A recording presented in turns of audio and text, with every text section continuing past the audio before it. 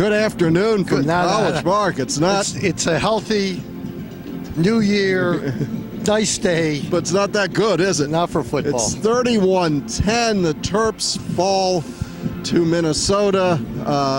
The black uniforms strike again, as Mason says. Bruce, what'd you see out there? I didn't see much. That was not the best of Maryland efforts.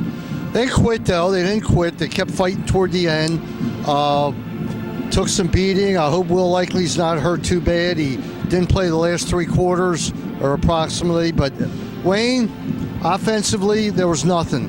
After 3 quarters, Maryland had 100 yards. Pogrom was 8 for 16. There were some drops, but the worst thing was lack of discipline with all the penalties. A lot of holding penalties. 4 holding penalties, 9 total for 85 or something like that yards, but they all came at crucial times. At the wrong time. Maryland could not get an offensive push. Defense held up well enough. If you look at the final stats, it's sort of even. Minnesota a little over 300, Terps a little under 300, but that wasn't the story. Stats, forget this. The stats mean nothing. In other words, Maryland got 130 yards or 140 yards in the last 5 or 6 minutes just because they were just playing prevent. Yeah. But I don't know what good did you see in the game. The punter had a great game. Punter was good. We got a lot of freshmen out there. There were guys playing that hadn't played much. Tino Ellis, Alicia Daniels, MB Tanye played on the defensive line a bit. So you got to know how thin Maryland is, that whenever anybody gets hurt anymore, you put in a kid who's never played before. A freshman.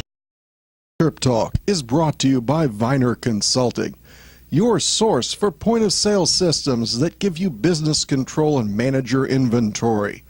Hardware, software, training, and support from NCR and Revel Systems.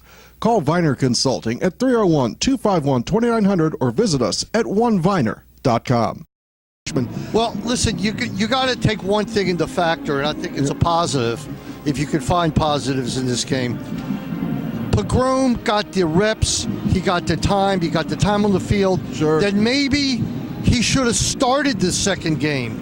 Or maybe he should have played 3 quarters or something. Look. The FIU game or Howard. Right. Well, it just goes to prove that Perry Hills is worth a lot to this team, and there's a big difference between Perry Hills and Pogrom, although Pogrom has a huge upside. Perry Hills meant a lot, Bruce. Pogrom is a young kid. He's a freshman. To be tossed in this situation almost is not fair. Almost. It happens. It's football. Yeah. But Perry Hills, it would have been a different game. I'm not going to say they would have won, but it would have been a different game with Perry Hills in at quarterback. Don't you believe so? Yes, but if that's the whole difference between what we were seeing and this, Perry Hills is Maryland's offensive superstar without a doubt. Maybe there's a little more rebuilding. Every year I get caught up in these early season wins, and then it seems like this happens. I feel like Charlie Brown having the football pulled away by Lucy again. But hey, we're 4-2. Have any local teams won in the past 10 days or 2 weeks? No. The Nationals out. No. Caps 0-1. No. The Wizards haven't started yet. We know they're in trouble. On the way to 9-20.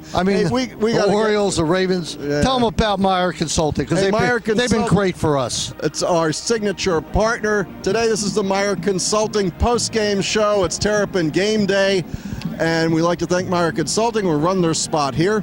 Meyer Consulting Engineers. In the past 5 years, our organization has completed over 1,300 projects in the U.S. and abroad, including many structures at the University of Maryland.